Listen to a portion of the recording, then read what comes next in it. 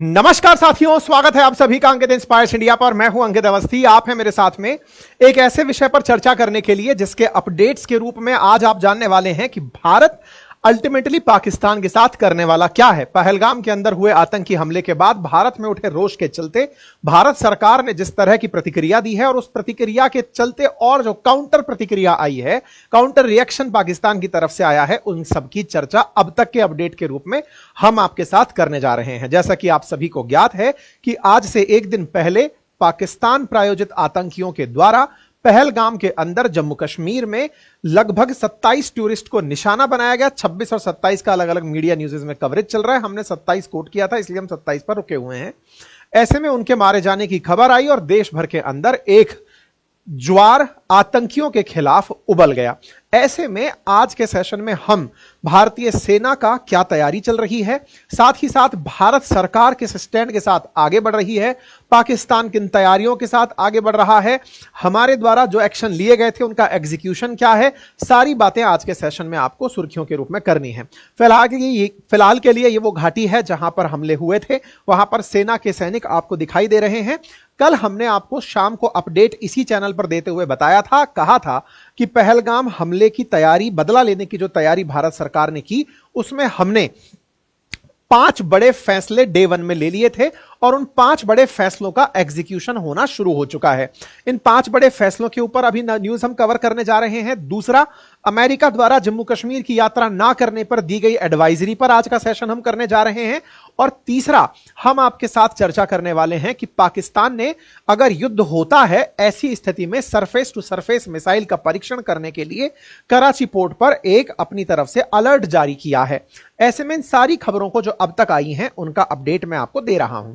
कल रात को, यानी कि हमने अपना जब सेशन किया था उस समय बताया था कि कैबिनेट कमेटी ऑन सिक्योरिटी ने कुल 5 बड़े फैसले लिए थे, जिनमें से पहला फैसला यह था कि हम सिंधु जल संधि को स्थगित कर रहे हैं, इंडस वाटर ट्रीटी, जिसके चलते सिंधु नदी की जो सहायक नदियां हैं इनका पानी भारत और पाकिस्तान के बीच विश्व बैंक की मध्यस्थता से जो बंटता था, जिसमें से 80% के लगभग पानी पाकिस्तान को और 20% के लगभग पानी भारत को मिलता था, हम उस जल बंटवारे समझौते से बाहर निकल गए हैं।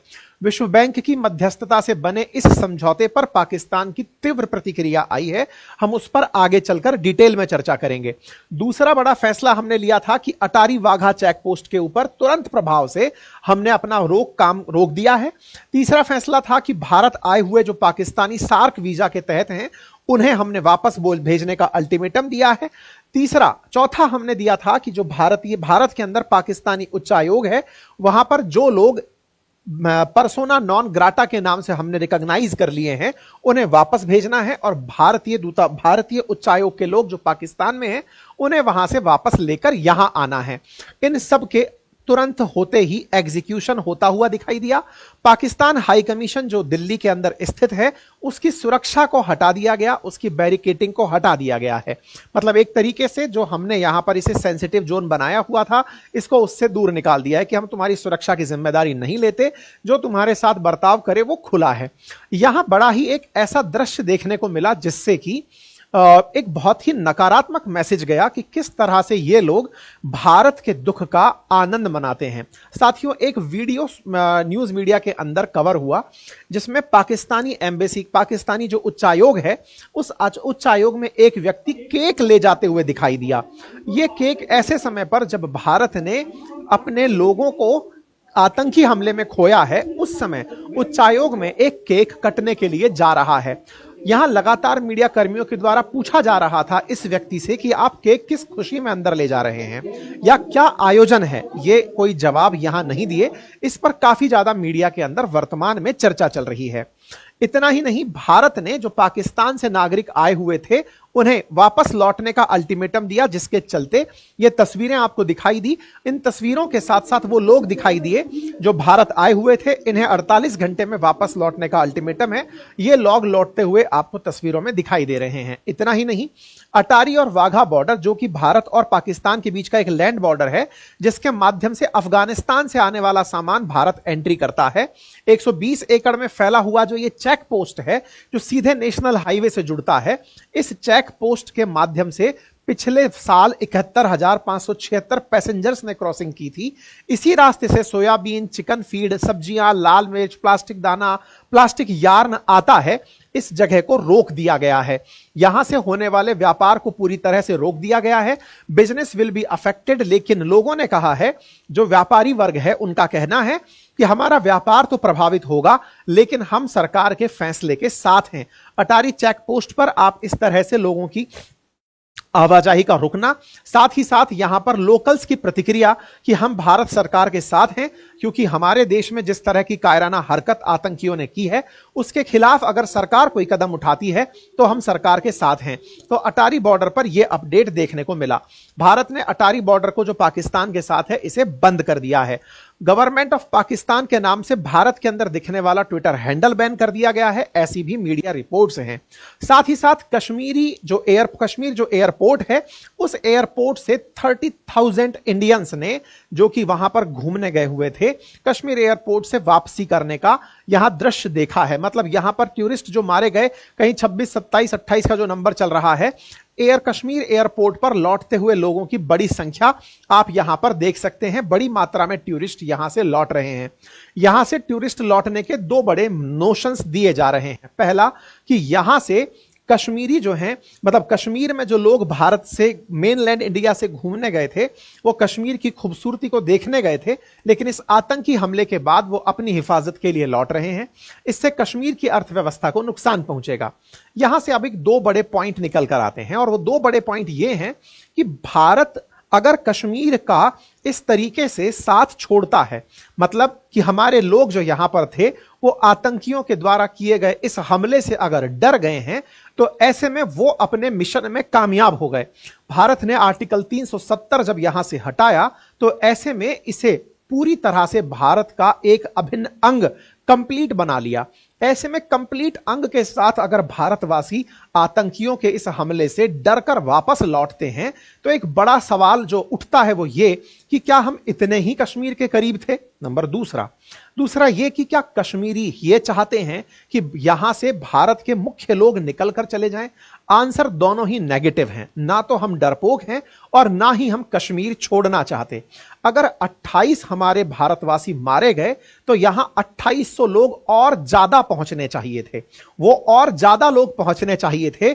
अगर इस तरह से ये अपने मंसूबों में कामयाब हुए, यही तो कारण था कि एक समय पर कश्मीर से कश्मीरी पंडितों का एक्सोडस हुआ था, उन्हें यहां से बाहर निकाला गया था।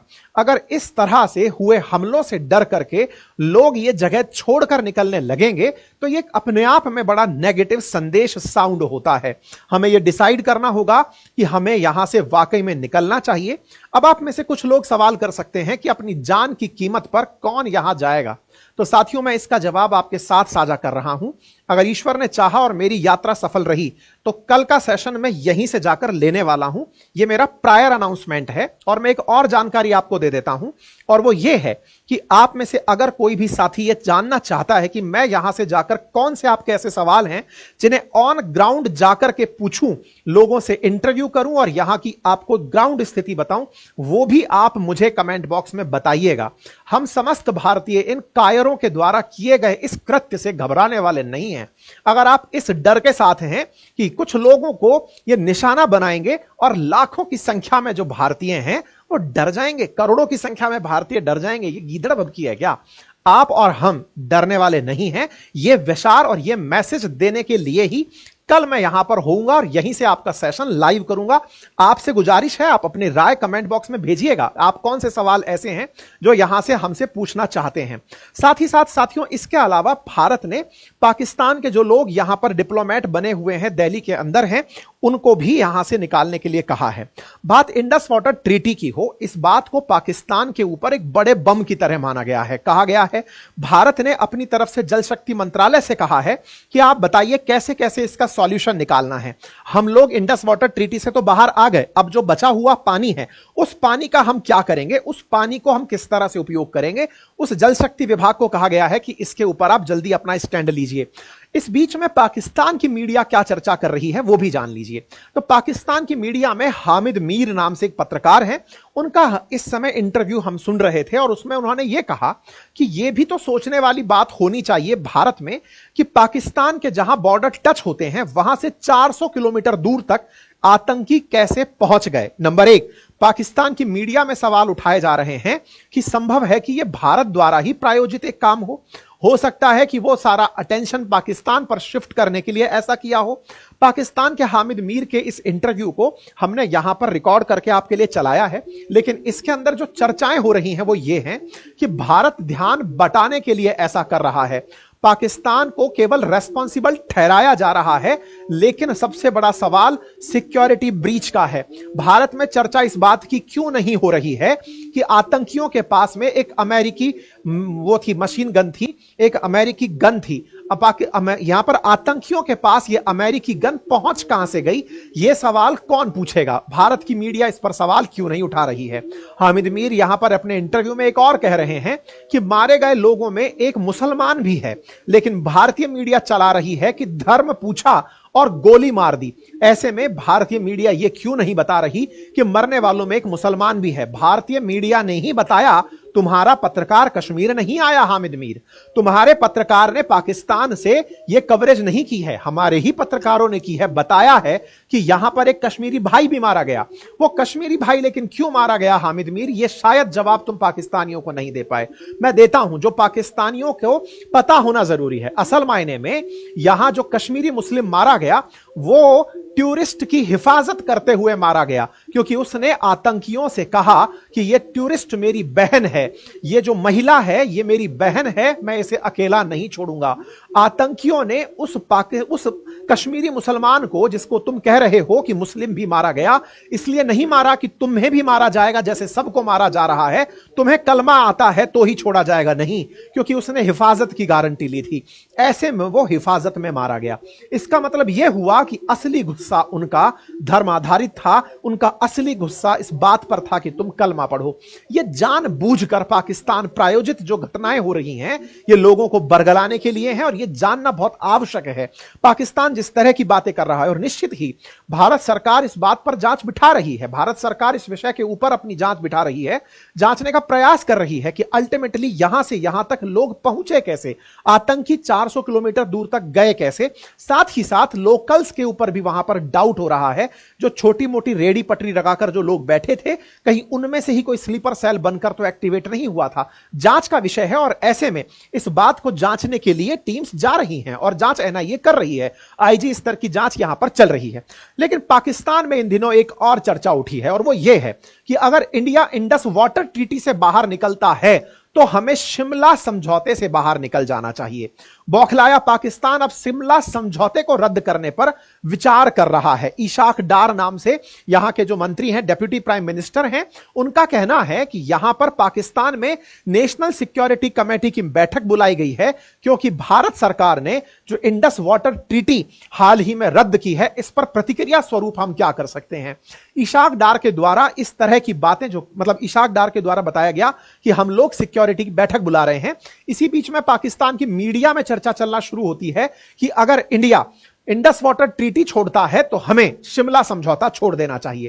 तो आफ्टर ऑल क्या था यह शिमला समझौता, किसके बारे में चर्चा हो रही है, थोड़ा सा इस बारे में भी जान लीजिए। साथियों, बात है 28 जून से लेकर 2 जुलाई तक चले हुए हिमाचल की राजधानी शिमला में एक वार्ता की, जिसमें भारत की तरफ से प्रधानमंत्री इंदिरा गांधी और पाकिस्तान की तरफ से राष्ट्रपति जुल्फिकार अली भुट्टो शामिल थे।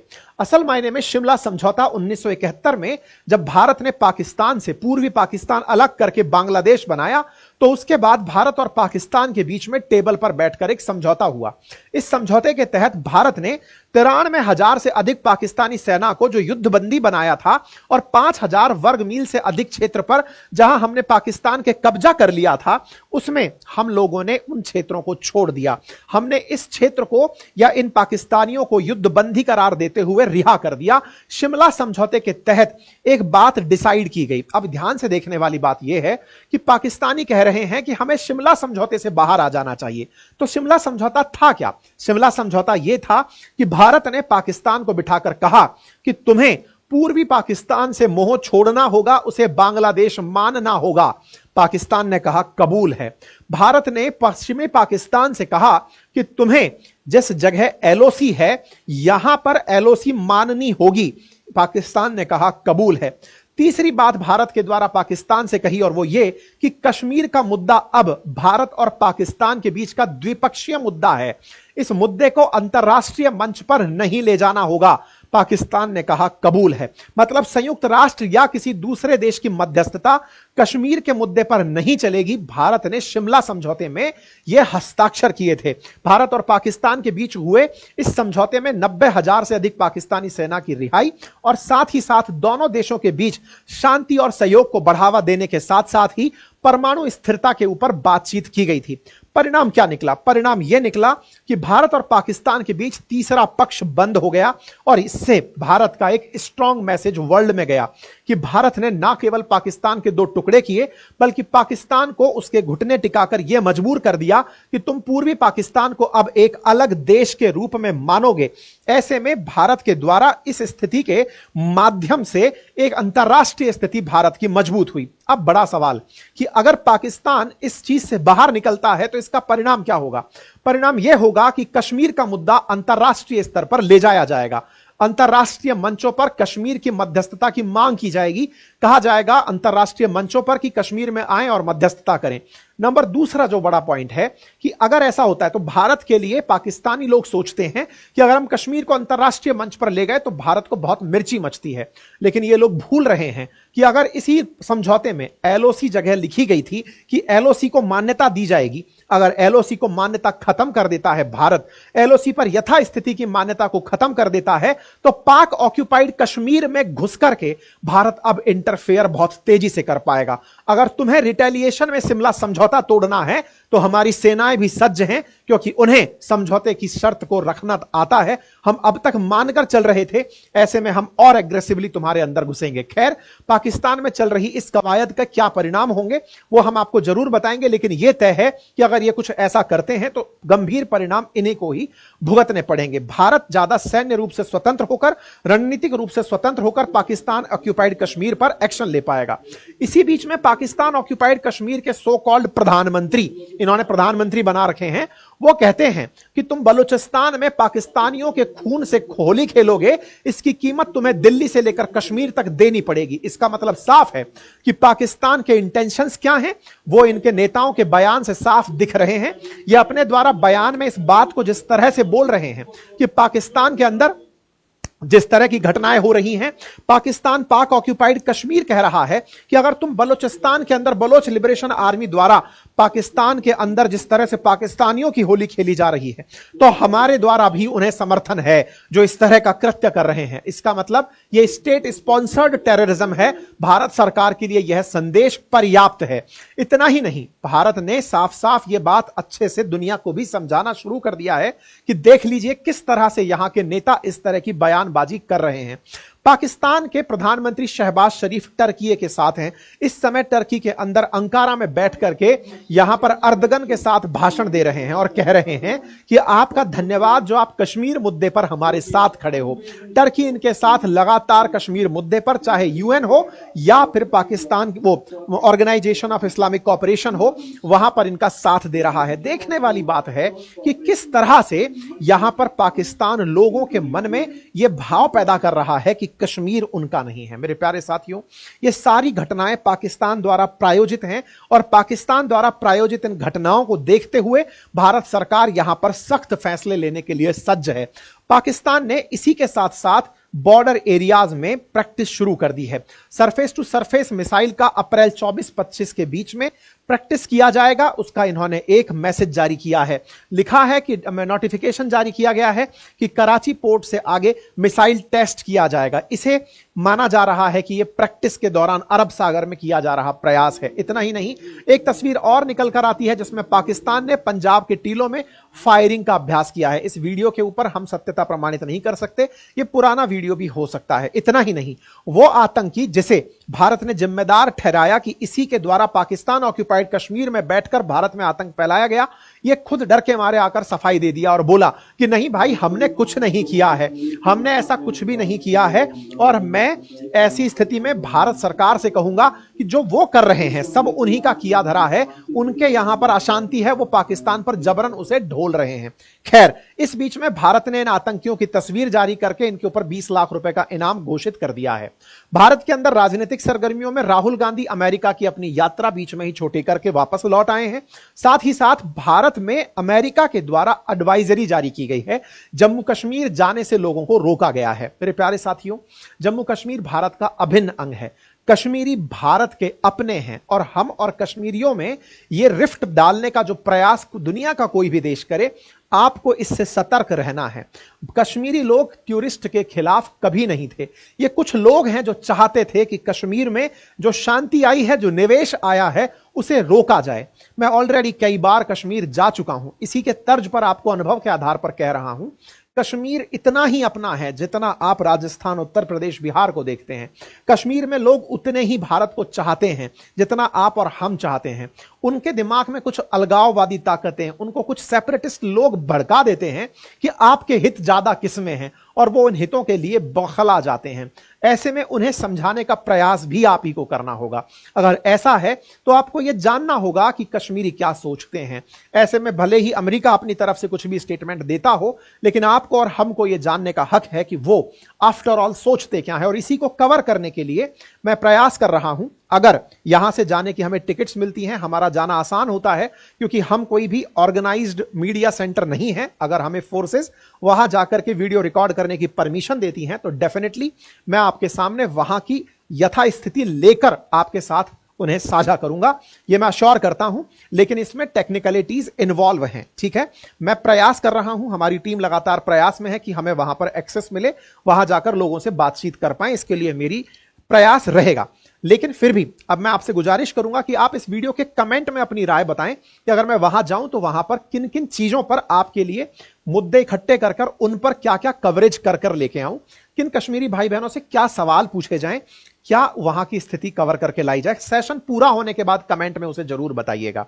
साथ ही साथ भारत के प्रधानमंत्री ने भी स्पष्ट रूप से आतंकियों को और आतंकियों के आकाओं को मैसेज भेज दिया है कि आप जहां भी हैं आप सुरक्षित नहीं रहेंगे। भारत के प्रधानमंत्री का यह मैसेज बहुत ही स्पष्ट है।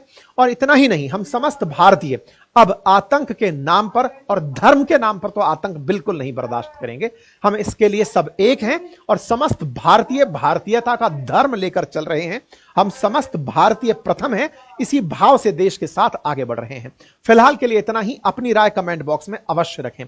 Thank you so much. और हां, जैसा मैंने आपसे कल भी कहा था, मैं आपके लिए रविवार को एक मास्टर क्लास रख रहा हूं बातें बाजार की एप्लीकेशन पर। उसका लिंक मैंने कमेंट बॉक्स में रखा है। एक फ्री ऑफ कॉस्ट क्लास है। कल कुछ कारणों से वहां पर एंट्री नहीं हो पा रही थी, एकदम ट्रैफिक गया तो वहां पर ओटीपी आने बंद हो गए। ऐसे में जिन लोगों ने कल रजिस्ट्रेशन नहीं किया था, आज जाकर रजिस्ट्रेशन कर लें। यहां पर हम इन्वेस्टमेंट के बारे में चर्चा करेंगे कि इन्वेस्टमेंट करने के तरीके क्या हो सकते हैं। म्यूचुअल फंड्स हो या स्टॉक मार्केट, इसको लेकर के जो किवंदती है कि मैं एफडी की जगह इन्वेस्टमेंट क्यों करूं, म्यूचुअल फंड क्यों कराऊं, स्टॉक्स में इन्वेस्ट क्यों करूं, इन तमाम बातों को लेकर के हमारा यह सेशन है, free of cost. Link comment box में पिन है। हां, अगर आप में से कुछ साथी मेरे साथ स्टॉक मार्केट की प्रॉपर क्लासेस लेना चाहते हैं या फिर म्यूचुअल फंड्स के बारे में जानना चाहते हैं तो हमारे कोर्सेज भी बातें बाजार की एप्लीकेशन पर उपलब्ध हैं, आप उन्हें एक्सेस कर सकते हैं। Thank you so much.